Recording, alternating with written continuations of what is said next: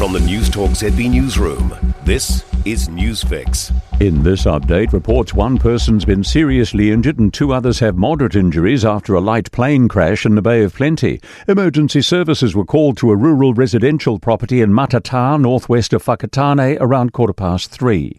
Local construction sector suppliers are being assured not to fear foreign competition. The government's now allowing thousands of overseas building products to be utilised in projects and developments here.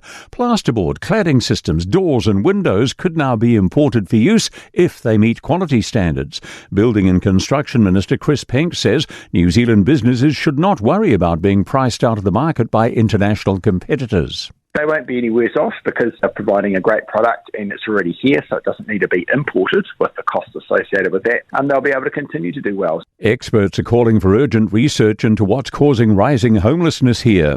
The Māori and Pacific Housing Research Centres concerned relevant data are either not being collected or are being ignored. Co-director Karamia Muller says the government won't make it a priority unless there's research about the scale of the problem. The government's taking aim at councils' use of road cones. Transport Minister Chris Bishop says people have become irritated by over-the-top use of road cones and costly traffic management around roadworks.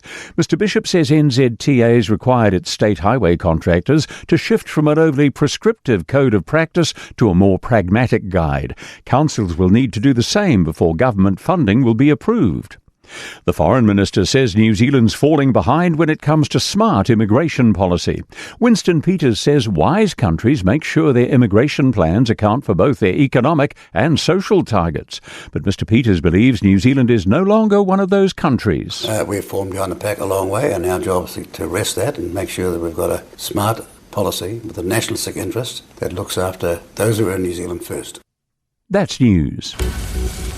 In sport, devastation for New Zealand swimmer Erica Fairweather at the World Aquatics Championships in Singapore. Fairweather's been disqualified in her 400 metres freestyle heat for a false start. She's also in the 200 and 800 metres freestyle. A perfect start as Black Caps coach has Rob Walter buoyant about the future.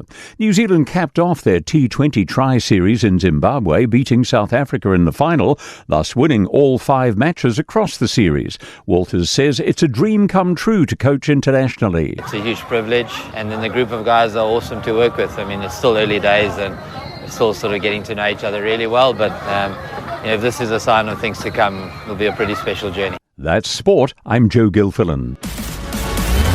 For more news, listen to Newstalk ZB live on iHeartRadio.